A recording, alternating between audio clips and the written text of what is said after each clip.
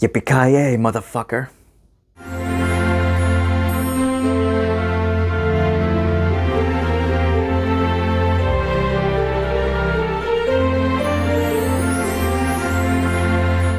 Die Hard is an action-adventure film from 1988 and was directed by John McTiernan. For those of you who don't know, it was based on the novel Nothing Lasts Forever by Roderick Thorpe, which I haven't read, but I've heard that it's a good read. Man, I really wish I had more time for reading, but damn, there's too many movies to review.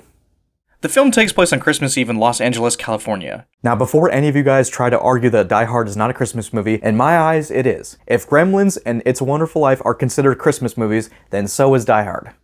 John McClane, who's a New York cop, is played by Bruce Willis, and he's visiting his estranged wife, Holly, who works at the Nakatomi Plaza building. However, as the staff celebrate their Christmas party, a group of terrorists take over the building and hold them hostage in order to steal bonds that are tucked away in a safe. So John has to do whatever it takes to not only undermine their plan, but save his wife as well as the hostages.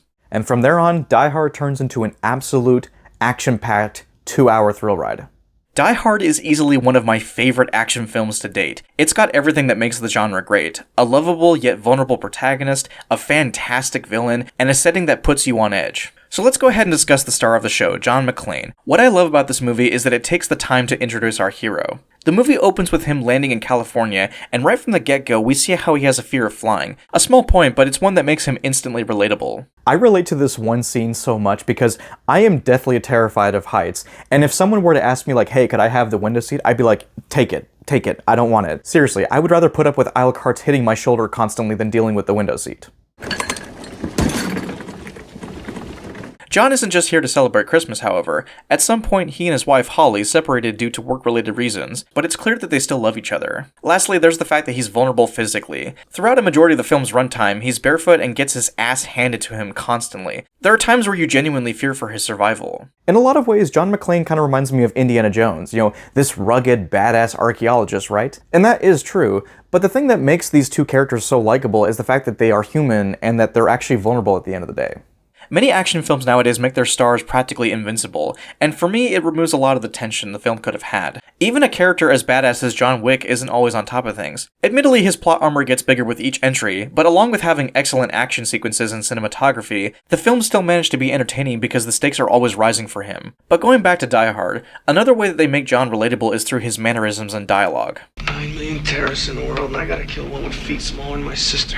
Come out to the coast, we'll get together, have a few laughs. This channel is reserved for emergency calls only. No fucking shit, lady! Do I sound like I'm ordering a pizza? It's a bit childish, admittedly, but it ends up being extremely funny. And not to mention, John has some serious balls for talking to people the way he does in this movie. Do you really think you have a chance against us, Mr. Cowboy? Yippee-ki-yay, motherfucker.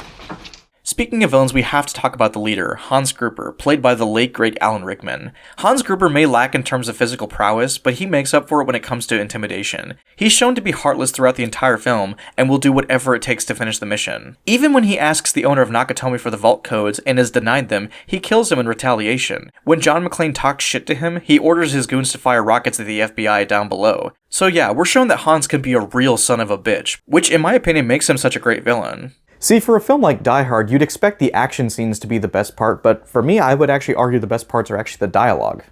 And I'm not just talking about between McClane and Gruber, but with Sergeant Powell too. He's the first cop to respond to the hostage situation, and as a result, he and McClane form a bond throughout the film. At first, he comes across as the disposable cop character, but his back and forth with McClane are some of my favorite moments in the entire movie. For example, when the two have some downtime, he explains that he works at a desk job and is afraid to pull a gun on anyone due to an incident involving a teenager, an arc that does come into play later on. Even McClane's limo driver, Argyle, is a likable, upbeat character that ends up being resourceful by the end of the film. I just love the idea that these seemingly insignificant or minor characters just have a good amount of characterization to them, which to me actually makes them just as likable as some of the main characters in the film.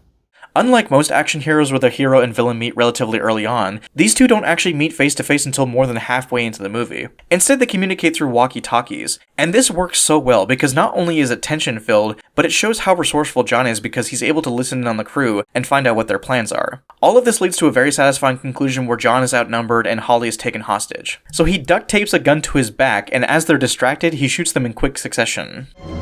Happy trails, Hans. So yeah, Gruber falls to his death, John and Holly make up once more, and John finally meets Powell face to face. But one of the goons rises from his body bag, and right before he shoots McClane, Powell pulls out his gun and shoots him dead, which brings his character arc to a satisfying closure. The movie ends with John and Holly driving away in the limousine, as Christmas music plays in the background.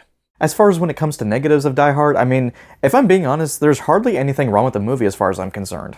Now, admittedly, some of the scenarios can be rather implausible, but because the characters are so likable, I'm able to suspend my disbelief for the most part. Not to mention, several critics have pointed out that the police chief, Dwayne Robinson, is a real hard-ass. Hell, one of the most famous film critics, Roger Ebert, gave the film a 2 out of 4, and a majority of his complaints revolve around his disdain for the character. He's quoted as saying, "Without the deputy chief and all that he represents, Die Hard would have been a more than passable thriller. With him, it's a mess, and that's a shame." There's more to his quote, but that's the gist of it. And sure, I could see why audiences would dislike him, because he's essentially another obstacle for McClane to tackle. For me, thankfully, he didn't detract from the movie that often, at least not to the extent for many viewers. But of course, I'd love to know your thoughts down below. What else can be said? I fucking love Die Hard. It's action-packed, it's thrilling, it's intense, it features some of the best stunt work the 80s has to offer, and it has a solid cast of memorable characters.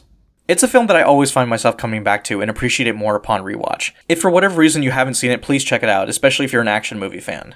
With all that said, guys, thank you so much for watching my review of Die Hard. And I am curious, what do you guys think about the film? And more importantly, what is your favorite John McClane quote? With all that said, thank you guys for continuing to watch my Christmas movie marathon. This has been an absolute blast. And until next time, guys, this has been That Guy Matt. Happy holidays, and I'll see you guys all in my next review. And until next time, I hope you all take care.